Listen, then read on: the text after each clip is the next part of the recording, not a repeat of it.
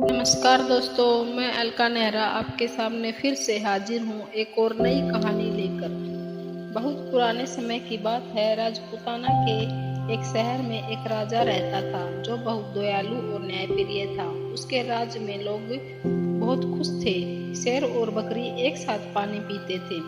हर तरफ शांति थी। राजा का एक ही बेटा था जिसका नाम था राजकुमार। वह बहुत ही समझदार, नेक और हर काम में माहिर था, पर बहुत ज्यादा लाड़ प्यार ने उसे जिद्दी बना दिया था। जिस चीज को पाने की ठान लेता उसे पाकर ही दम लेता। एक दिन राजकुमार शिकार से लौट रहा था। सैनिक और दूसरे शिकारी पीछे रह गए। राजकुमार घोड़े पर सवार होकर बहुत आगे निकल आया। उसे बहुत प्यास लगी थी। उसने चारों तरफ देखा तो पता चला कि यह धोबियों का मोहल्ला था। हर जगह कपड़े धोए और सुखाए जा रहे थे। अचानक राजकुमार की नजर एक घर पर पड़ी जिसकी छत पर एक लड़की बाल सुखा रही थी। राजकुमार उसे देखता ही रह गया। उसने इतनी खूबसूरत लड़की पहले कभी नहीं देखी थी। ऐसा लग रहा था मानो उसके काले लंबे बालों के बीच चांद जैसा चेहरा चमक रहा हो। लड़की की नजर भी राजकुमार पर पड़ी और वह तुरंत दुपट्टे से खुद को ढककर नीचे उतर आई। राजकुमार के जैसे होश उड़ गई। राजकुमार जैसे ही होश में आया, इतने में उसके साथी और नौकर भी आ गए। राजकुमार को मजबूरन महल वापस आना पड़ा। उसकी आंखों से वह सुंदर सूरत हट ही नहीं रही थी। उसने अपने खास नौकरों को भेजकर पता करवाया तो मालूम हुआ कि वह एक धोबी का घर था और वह धोबी की लड़की थी। राजकुमार जिद और गुस्से से बिस्तर पर पड़ गया कि वह उसी लड़की से शादी करेगा, वरना अपनी जान दे देगा। 3 हफ्ते बीत गए। राजा को यह बात पता चली तो वह सोच में पड़ गया। वो राजकुमार की जिद से वाकिफ था। उसने गांव के मुखिया को बुलाकर सलाह ली। मुखिया बहुत अक्लमंद, वफादार और अनुभवी आदमी था। उसने सलाह दी कि इस समय उसे रोकना ठीक नहीं। आप राजकुमार को मनमानी करने दीजिए। जवानी की जिद है। 2 दिन धोबी की बेटी के साथ रहेगा तो अकल ठिकाने आ जाएगी। फिर आप शौक से किसी राजकुमारी के साथ शादी करवा दीजिएगा। वैसे भी राजाओं की तो कई रानियां होती हैं, यह भी एक कोने में पड़ी रहेगी। राजा को यह बात समझ में आ गई। उसने राजकुमार को बुलाया और कहा, हम तुम्हारी जिद और इच्छा को देखते हुए तुम्हें इजाजत देते हैं। तुम उस लड़की से शादी कर सकते हो। राजा ने धोबी और उसकी पत्नी को बुलवाया। वे डरते कांपते आए। सोच रहे थे कि न जाने क्या गलती हो गई है कि राजकुमार ने उन्हें बुलाया है। राजकुमार ने उनसे कहा, हम तुम्हारी बेटी से शादी करना चाहते हैं, तुरंत तैयारी करो। राजकुमार ने सोचा था कि धोबी और धोबिन खुशी से समा नहीं पाएंगे और राजकुमार के पैर पकड़ लेंगे कि उन्होंने उन्हें इतना सम्मान दिया, पर ऐसा कुछ नहीं हुआ। इसके बजाय वे दोनों सोच में पड़ गए। फिर बोले, राजकुमार, यह तो हमारी खुशनसीबी है कि आपने ऐसा इरादा किया, लेकिन हम अपनी बेटी से पूछकर जवाब देंगे। जब राजकुमार ने यह सुना तो उसे बड़ा गुस्सा आया कि एक तो वह इस धोबी का सम्मान कर रहा है, इस गरीब की बेटी से शादी कर रहा है, और यह उसके राज्य का मामूली धोबी कह रहा है कि बेटी से पूछकर बताएगा।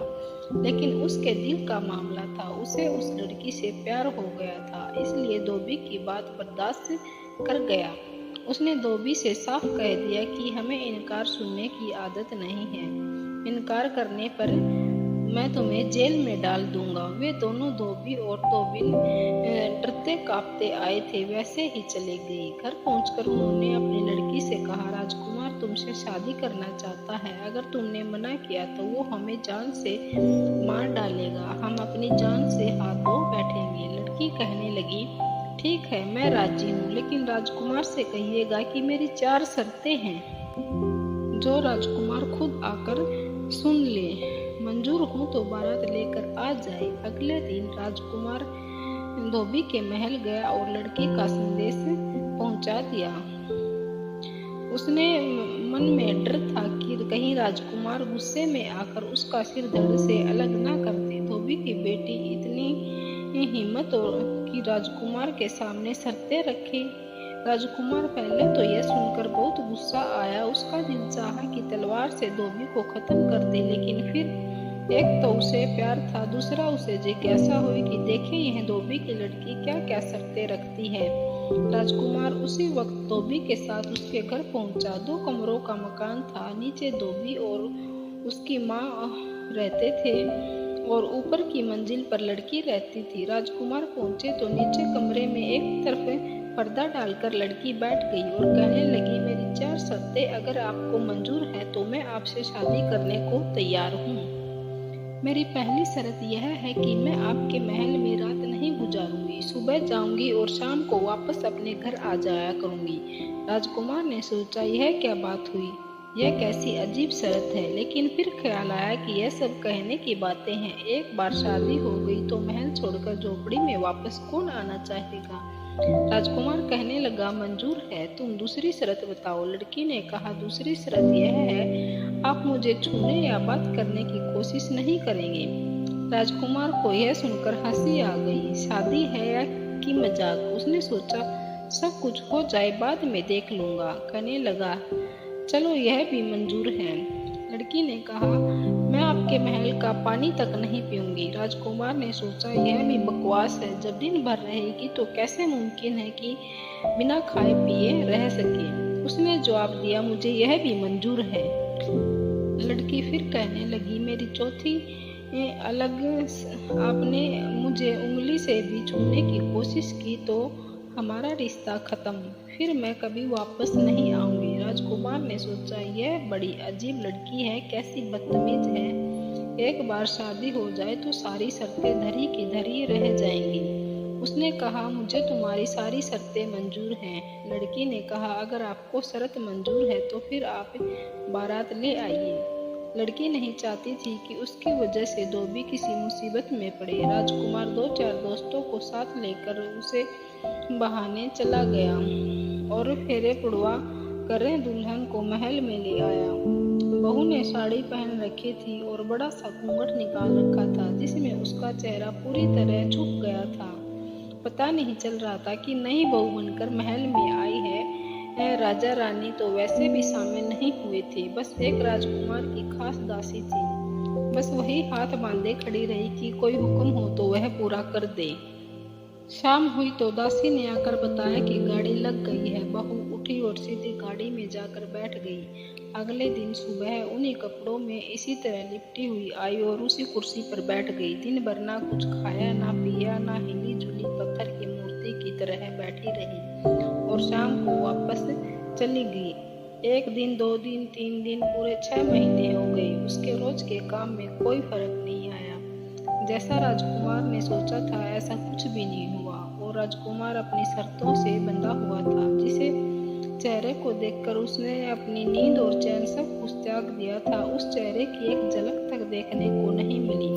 दरबार में लोग अलग अलग तरह की बातें बनाने लगे।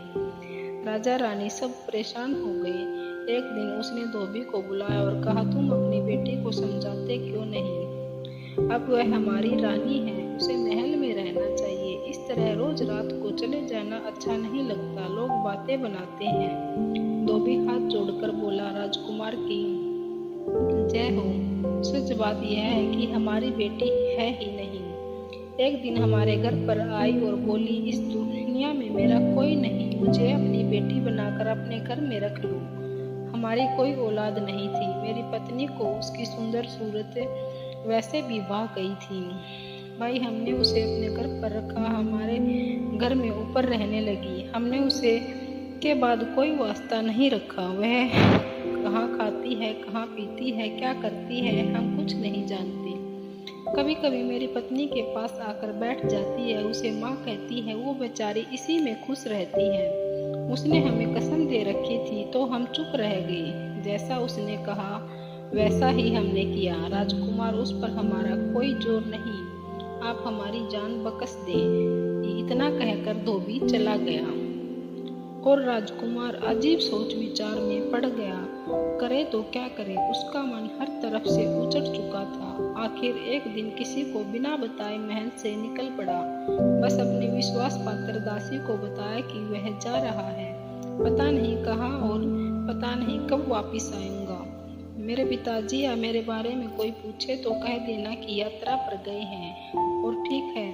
दासी का दिल राजकुमार की हालत देखकर बहुत दुखता था। उसने भी सोचा चलो अच्छा है, कुछ दिनों तक इस झंझट से तो मुक्ति मिलेगी। राजकुमार का मन दुनिया से उठ चुका था। वह मालिया पर्वत की तरफ निकल गया।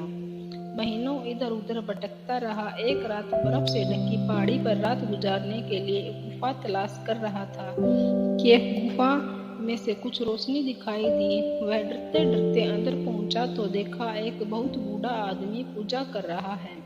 उसकी आंखें बंद हैं, दाढ़ी और सिर के बाल बहुत ज्यादा बड़े हुए हैं। उसके शरीर और पलकों तक धूल जमी है।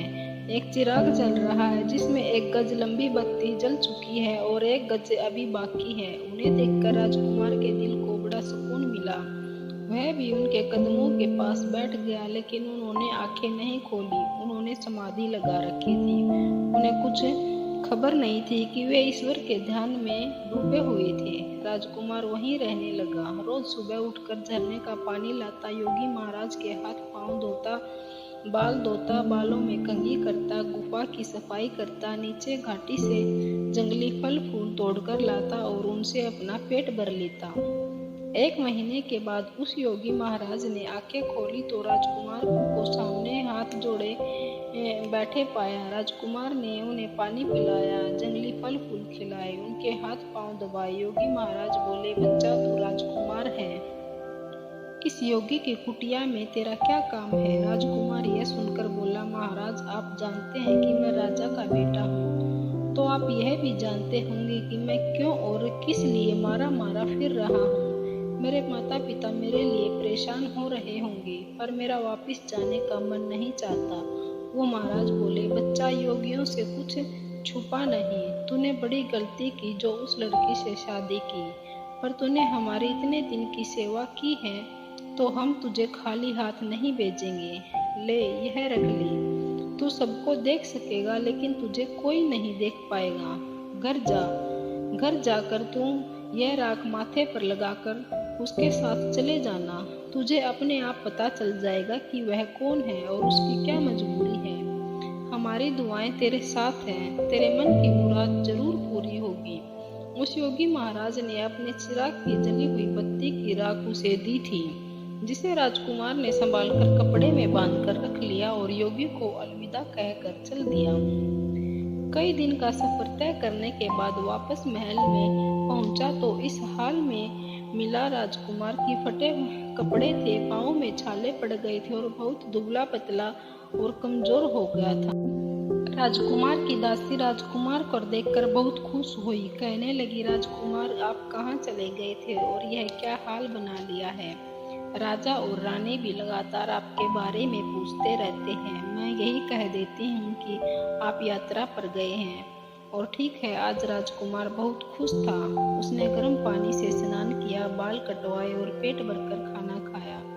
उसने दासी से पूछा, क्या ये मेरे पीछे भी रोज इसी तरह आती थी? दासी ने बताया कि उसके नियम और टाइम में कोई फर्क नहीं आया।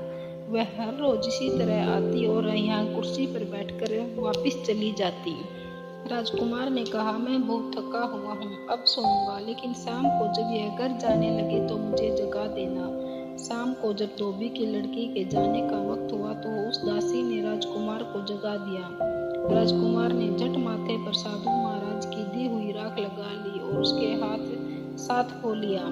अगले दिन सुबह सुबह राजकुमार वापस आए और दासी से बोला, आज मैं उसी कमरे में सोऊंगा। जब वह धोबी की लड़की आकर बैठ जाए तो तुम आकर मुझे जगाना और मुझसे कहना, पूछना कि दिन चढ़ गया है, मैं उठता क्यों नहीं हूँ। मैं जो ना जागूं और ना ही बताऊं तो भी मुझसे लगातार पूछना, जिद करके पूछना। समझ गई ना? दासी ने कहा, जी राजकुमार, मैं समझ गई। जब धोबी की लड़की आकर कुर्सी पर बैठ गई तो दासी ने आकर राजकुमार को जगाना शुरू किया। राजकुमार पहले तो जागा नहीं, जब जागा तो दासी को डांटने लगा, क्या मुसीबत आ गई है? क्यों जगा दिया मुझे? मैं इतना अच्छा ख्वाब देख रहा था, मेरा ख्वाब तोड़ दिया तुमने दासी। दासी राजकुमार की खुशामद करने लगी और कहने लगी, राजकुमार जी बताइए, क्या ख्वाब देख रहे थे आप?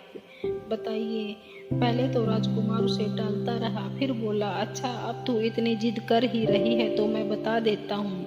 मैंने सपने में देखा कि कल रात जब यह धोबी की लड़की उठकर यहाँ से गई तो मैं भी इसके साथ साथ चला। यह गाड़ी में बैठी तो मैं भी इसके साथ बैठ गया। दासी ने कहा, सच सच थोड़ी है, मैं तो ख्वाब की बात बता रहा हूँ, इसके साथ गया था। दासी ने फिर पूछा, अच्छा तो फिर क्या हुआ? राजकुमार कहने लगा, फिर क्या हुआ? मैं जोर जोर से घोड़ा गाड़ी हिला रहा था। यह गाड़ीवान को डांट रही थी कि आज यह कैसे गाड़ी चला रहे हो। गाड़ीवान बेचारा बोला, राजकुमारी मैं तो रोज ऐसे ही चलाता हूँ। खैर जैसे धोबी का घर आ गया, धोबी की लड़की धोबन के पास तो नहीं गई, सीधे चढ़कर ऊपर पहुंच गई। इसके साथ साथ कमरे में मैं भी इसके पीछे पीछे पहुंच गया। कमरे में जाते हुए देखा कि कमरा बहुत सजा हुआ था। लगता ही नहीं था कि ये धोबी का घर है। सोने चांदी का कालीन बिछा हुआ था, सोने चांदी की कुर्सी रखी थी। राजा के महल से भी ज्यादा खूबसूरती से सजा था वह कमरा।